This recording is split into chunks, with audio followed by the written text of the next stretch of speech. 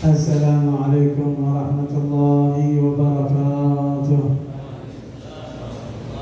الحمد لله الذي بنعمته تتم الصالحات، والصلاة والسلام على سيد السادات سيدنا مولانا محمد، طب القلوب ودوائها وعافية الأبدان وشفائها ونور الأبصار وضيائها وقوة الأرواح وغذائها، وعلى آله وصحبه وسلم.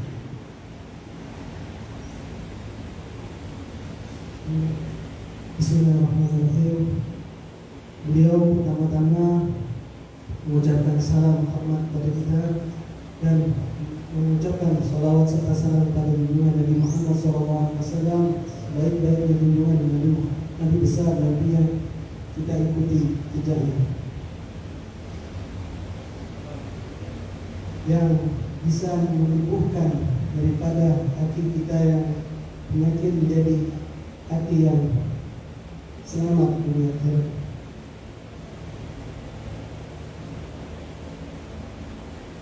والعلم أزكى سائر الأعمال وهو دليل الخير والإفضال. العلم أزكى أرفع سائر الأعمال،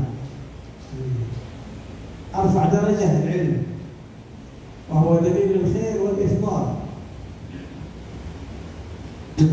Ilmu ini dengan ilmu kita perlukan kemuliaan ataupun keutamaan, kecuali kalau misalnya kita dapatkan dengan ilmu ini.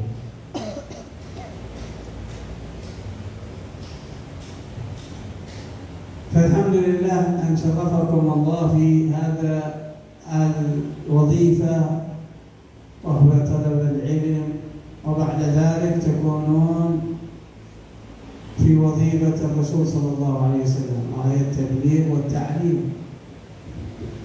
Alhamdulillah kita berada di peran ataupun tugas yang mana sebagaimana tugasnya Rasulullah, yaitu tugas yang telah berilmu ini merupakan salah satu tugas yang diberikan oleh Allah kepada Rasul Sallallahu Alaihi Wasallam. قال النبي عليه الصلاة والسلام: من خرج في طلب العلم فهو في سبيل الله حتى يرجع. فأنتم الآن في سبيل الله. Dan Nabi Sallallahu Alaihi Wasallam bersabda, barang siapa yang dia keluar untuk mencari ilmu, maka dia di dalam jalannya Allah Subhanahu Wa Taala sampai dia kembali, dan maka kalian semua itu berada di jalannya Allah Subhanahu Wa Taala. والملائكة على مكانتها من الله سبحانه وتعالى هي تتواضع لكم. Dan mereka dan mereka pun senantiasa berada di tempatnya kalian dan senantiasa untuk menaungi kalian semua. فتضع أجنحتها كما جاء في الحديث لطالب العلم رضا بما يصنع. Meletakkan sayap-sayap mereka para malaikat kepada kalian semua, tanda keridhaan kepada kalian. وإن فضل العالم على العابد كما قال عليه الصلاة والسلام: فضل العالم على العابد كفضلي على سائر الأنبياء. Karena keutamaan orang yang وقال كفضلي على أجنب. Karena keutamaan daripada orang alim atas orang-orang yang lain itu Nabi SAW mengatakan sebagaimana keutamaanku atas sairil anbiya. وكفضل القمر على سائر الكواكب. Dan sebagaimana keutamaan bulan kepada seluruh daripada bintang-bintang yang ada. فأهل العلم هم ورثة الأنبياء، يعني وراث، ومن يتعلم فيصير صاحب علم ووارث للنبي. Dan mereka para mencari ilmu merupakan pewaris daripada Rasul Sallallahu Alaihi Wasallam. والعلماء ورثة الأنبياء في الحديث. لماذا ورثته؟ لأن العلماء ما تركوا مال، لم يورثوا دينارا ولا درهما، وإنما ورثوا العلم. فالذي يأخذ به العلم هذا وارث عن النبي صلى الله عليه وسلم. فمن أخذ بحظ به فقد أخذ بحظ وافر.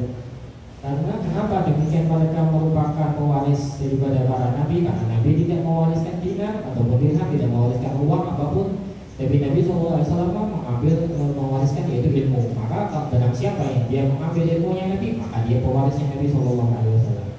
وهكذا الأحباب أيها الطلاب شمروا في طلب العلم واستعدوا لطلب العلم وهيئوا أنفسكم لطلب العلم.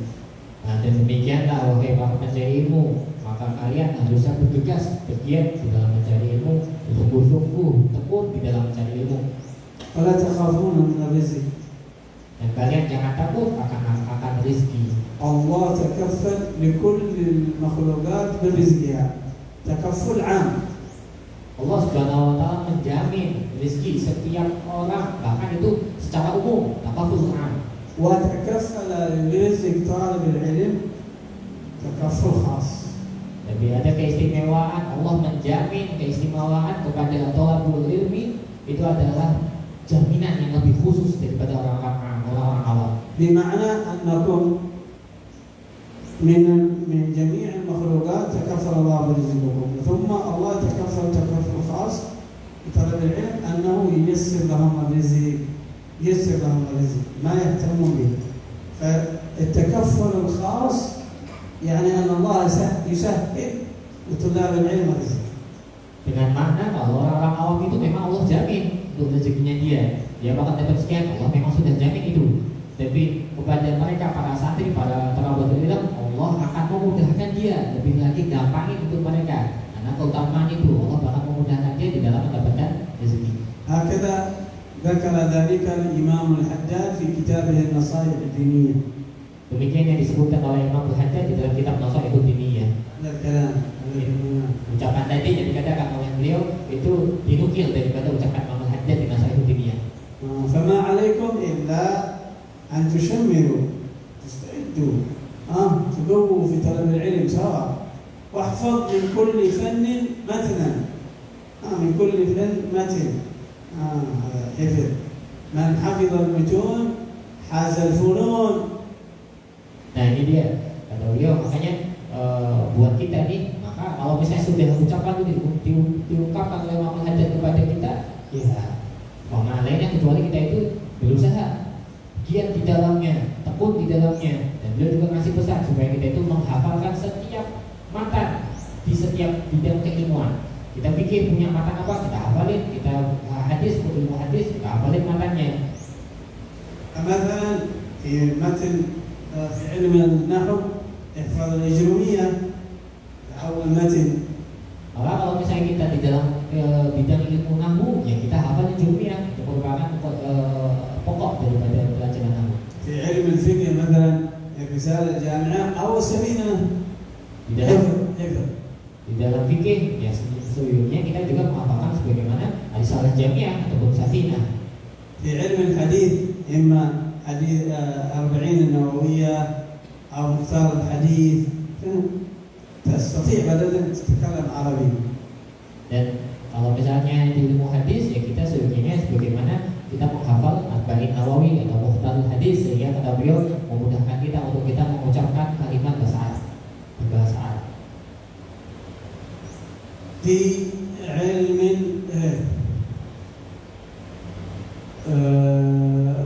مثلا في علم في القرآن إن لم تحفظ في القرآن كله فاحفظ الأجزاء 30 و29 و5 السور حفظ القرآن، فيكون هذا طالب علم سواء من كل فن عنده شيء. Dan di dalam Al-Quran beliau berpesan hafalkan juz 30, kemudian juz 29, dan juga 5 surat yang mana itu masyhur. Nah, hafalkan itu semua. في مثلا في التوحيد تحفظ جوهرة دورة التوحيد أو كذا، فيكون هذه كلها مفاتيح لك في العلم. Dan di dalam ilmu tauhid, maka sebelumnya kita ngapalin kayak ilmu jauharul tauhid, sehingga ini akan menjadi mafatih atau kunci-kunci kita untuk menguasai ilmu itu. وهذه كتاب الرسالة الجامعة الذي بين أيديكم للإمام العارف بالله حبيب أحمد بن زيد بن علوي بن أحمد بن محمد الحبشي، كتاب عظيم أوصى به كثير من السلف Dan ini kitab yang ada di depan kalian, yaitu kitab Risalah Jamiah yang dikarang oleh Imam Ahmad bin Zain Al-Habsyi, merupakan kitab yang agung, kitab yang begitu banyak diwasiatkan mereka orang-orang soleh untuk membacanya, untuk menekuninya. كتاب يدرس في أكثر المعاهد والمدارس وفي حضرموت وفي غيرها من بلاد اليمن، إندونيسيا، ماليزيا، تايلاند، كثير من البلدان يدرس كتاب رسالة الجامعة. أول كتاب يدرس في الفقه للمبتدئين. Dan kitab Risalah Jamiah ini adalah kitab yang paling banyak dipelajari di berbagai pondok pesantren, di madrasah diniyah, di tempat-tempat lain, baik itu dari Hadramaut, di Yaman, di Indonesia, di Thailand, di Malaysia. Itu awal kitab yang biasanya mereka pelajari untuk sebagai asas adalah kitab Risalah Jamiah. رجاء دعوة هذا العارف الولي الصالح العالم الكتب أبي أحمد بن زين عندما قال أرجو من علم بها وعمل أن يكون من أهل العلم ظاهرا وباطنا. أرجو الله أن يكون من أهل العلم ظاهرا وباطنا. هذه الدعوة منه لمن علم بما في الرسالة وعمل بها. Dan Imam Habib Ahmad bin Zain Al-Habsyi mengatakan di dalam kitabnya, barang siapa aku berdoa kepada Allah Subhanahu wa taala, barang siapa yang dia itu mengetahui atau dan juga mengamalkan apa yang ada di dalam kitab Risalah Jamiah, aku mengharapkan mereka semua supaya mereka menguasai ilmu tauhid dan juga ilmu batin. Doa kepada siapa ini? Kepada kita semua yang membaca ini. وينقسم كتاب الرسالة الجامعة إلى 3 أقسام. Dan kitab Risalah Jamiah ini dibagi menjadi 3 bagian. وهي كذلك أركان الدين ال3. Demikian juga sebagaimana dibagi Arkanuddin atau rukun-rukun agama itu menjadi 3 bagian. فما هي أركان الدين؟ Maka apa gerakan rukun-rukun agama ini? Apa? Arkan din. Apa? 1, 2, 3 apa? Al-Islam wal-Iman wal-Ihsan. فتكلم الإمام رحمه الله تعالى في رسالة الجامعة على الإيمان وأركان الإيمان كلها 6 وذكرها في الجزء الأول، وقال وأصل الإيمان أن تؤمن بأن الله موجود. أصل الإيمان. وثم تكلم هذا الإيمان. ثم بعد ذلك في الجزء الثاني، dan di bagian pertama Imam Ahmad bin Zain Al-Habsyi beliau membagi kitabnya menjadi 3. Dan di bagian pertama ini beliau menerangkan tentang iman. Ini sebenarnya di masjid mana kamu nggak, kalian saya udah tahu. Karena ya mantul lagi ya. Arab, insyaallah. Tapi bisa bahasa Arab. Dia tahu deh. Dan beliau menerangkan bahwasanya kitab ini di bagian awal menerangkan tentang arkanun dan tentang iman. Dan sebagaimana tadi diterangkan bahwasanya iman itu asal iman diterangkan, kemudian itu di bagian awal. Imam Ahmad bin Zain Al-Habsyi menerangkan tentang itu di bagian awal. ثم النصف الآخر الجزء الثاني هو تكلم عن أركان الإسلام. يتكلم عن أركان الإسلام: الصلاة، شروط الصلاة، أركان الصلاة، بعدين الصوم، الحج. يتكلم عن هذه العبادات تكلم عليها. Dan beliau menerangkan tentang arkanul Islam, bagaimana sholat, bagaimana syaratnya, bagaimana rukunnya, bagaimana haji, bagaimana kita zakat. Itu semua diterangkan di bagian kedua, yaitu tentang arkanul Islam. وبعد ذلك في الثلث الأخير تكلم على الإحسان، والإحسان هو التزكية والسلوك والتصوف. فتكلم فيها عن طاعات القلب ومعاصي القلب وطاعات الجوارح ال7. الجوارح طاعاتها ومعاصيها مثل العين، الأذن، اللسان، البطن، الفرج، الرجل، اليد، معاصيها وطاعاتها الجوارح. وأول ما تكلمنا عن القلب، وهذا هو التصوف وهذا هو السلوك. فإذا هذا كتاب جماعة الدين. Dan di bagian yang terakhir beliau menerangkan Imam Ahmad bin Zain al-Habsyi menerangkan tentang al-ihsan. Bagaimana ihsan itu ada hakikatnya, bagaimana kita itu membersihkan diri kita, bagaimana kita membersihkan daripada hati ataupun balik kita, bagaimana kita taat kepada Allah Subhanahu wa taala, bagaimana hati kita itu patuh kepada Allah, tunduk sama Allah. Dan diterangkan juga di situ tentang jawahir ataupun anggota badan kita yang ada 7, bagaimana taatnya kedua mata kita, bagaimana maasinya, bagaimana taatnya telinga kita, bagaimana maksiat-maksiat yang ada di dalamnya, bagaimana mulut dan selanjutnya dan sebelumnya, semua diterangkan di situ. Sehingga kitab ini itu menyimpan ataupun mengungkapkan kepada kita tentang akal din yang mana ada 3 tadi. ولهذا كان الكتاب عظيما فاحرصوا على تعلمه وتعليمه والعمل بما فيه فإنه كتاب مبارك. Dan maka dari itu ini kitab yang agung. Maka kalau misalnya kita mengerti ini, maka ya itu kita itu bersungguh-sungguh di dalamnya, giat di dalamnya, tekun di dalamnya. Karena ini adalah kitab yang penuh dengan keberkahan. قد شرحوا الكتاب عدة كثير من العلماء شرحوا من الشروح الكبيرة الإمام عبد الله بن أحمد باسودان في حضرموت سماها ليش؟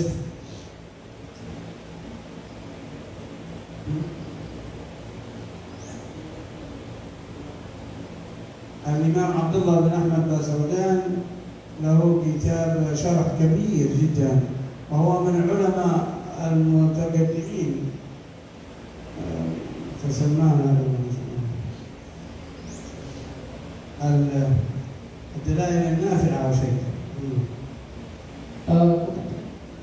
Kitab ini, kitab yang penuh keberkahan ini banyak orang mensyarahnya. Para ulama kemudian banyak mensyarahinya. Di antaranya adalah yang syarah yang begitu besar yang dikarang oleh beliau Syekh Abdullah bin Ahmad Basaudan. Beliau punya kitab syarah yang begitu besar yang mana menyarahi ataupun menjelaskan sebelumnya tentang penjelasan yang ada di dalam kitab Ar-Risalah Jami'ah. سماها البذور الطالعة البذور الطالعة شرح الرسالة الجامعة yang dinamai Budurut Thali'ah Syarah Risalah Jami'ah. أيوة. وكذلك شرحه أو الأنوار اللامعة عفوا الأنوار اللامعة شرح الرسالة الجامعة yang mana Syekh bin Basaudan tadi nama syarahnya adalah Anwarut Thali'ah bi Syarhi Risalah Jami'ah. الأنوار اللامعة Anwar Lami'ah. وكذلك شرح البذور الطالعة وكذلك شرح الإمام محمد نووي البنتاني كتاب شرح الرسالة الجامعة سماه بهجة الوسائل شرح الرسالة مسائل الرسالة بهجة الوسائل محمد النووي. Dan banyak sekali orang-orang yang Budurut Thali'ah dan sebagainya. Bahkan menariknya ada ulama Jawa, ulama Banten, Syekh Nawawi al-Bantani. Beliau punya syarah, beliau menjelaskan daripada apa yang Ar-Risalah Jami'ah, yaitu dengan sebutan Bahjatul Wasail. Bahjatul Wasail yang syarah Imam Nawawi al-Bantani yang mencari daripada kitab Ar-Risalah. Imam Nawawi al-Bantani هذا عالم كبير من زمان من بنتن. Ini Imam Nawawi ini adalah orang besar atau ulama yang besar yang tinggal di Banten. بارك الله لكم في هذه العلوم ورزقكم الهمة الإخلاص لله سبحانه وتعالى وفتح علينا وعليكم فتوح العارفين فكهنا الله وإياكم في الدين. Taat kepada kalian, memudahkan kalian belajarnya kalian dan memahamkan kalian, yaitu dengan pemahaman di dalam ilmu agama.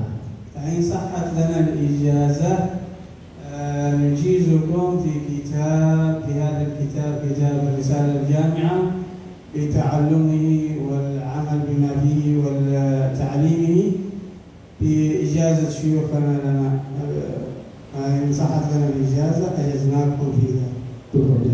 betul. Dan kalau misalnya ijazah itu sah untukku, maka aku mengijazahkan kepada kalian untuk mempelajarinya, untuk mengamalkannya, untuk mengajarkannya. Jadi rantai sana dari masyayikh-masyayikhnya beliau, kalau misalnya ijazah itu sahih, maka kami berikan ijazah itu kepada kalian. Barakallahu fiikum wa baraka fi habibina wa ustadina al-habibah صلاح الدين الكاف وفي هذا المعهد المبارك. نسأل الله سبحانه وتعالى أن يطيل في عمره ويعطيه الصحة والعافية والبركة ويحقق الله له ما يتمنى وما يرجو من الله في طلابه وأولاده وأهله في معهده. Dan semoga Allah senantiasa memberikan keberkahan kepada kalian, dan secara khusus keberkahan kepada Habib Salahuddin bin Al-Warqa. Semoga Allah memperindah atau memperbagus hidup beliau, Allah memanjangkan usia beliau dalam sehat dan afiat, Allah mengabulkan apa-apa yang beliau harapkan, apa yang beliau cita-citakan, dan apa yang kalian cita-citakan. ويبارك في المدرسين الذين يساعدون في هذا المعهد. الله سبحانه وتعالى يطرح البركة فيهم ويحقق لهم آمالهم. Dan semoga Allah senantiasa memberikan keberkahan kepada kalian, kepada mereka orang-orang yang mudaris, orang yang membantu di dalam ajar, orang yang menjadi orang yang mengajarkan di dalam mahad ini. Semoga Allah memberikan keberkahan yang sempurna kepada mereka. Sallallahu ala sayyidina Muhammadin wa ala alihi wasallam. Alhamdulillahi rabbil alamin. Insyaallah.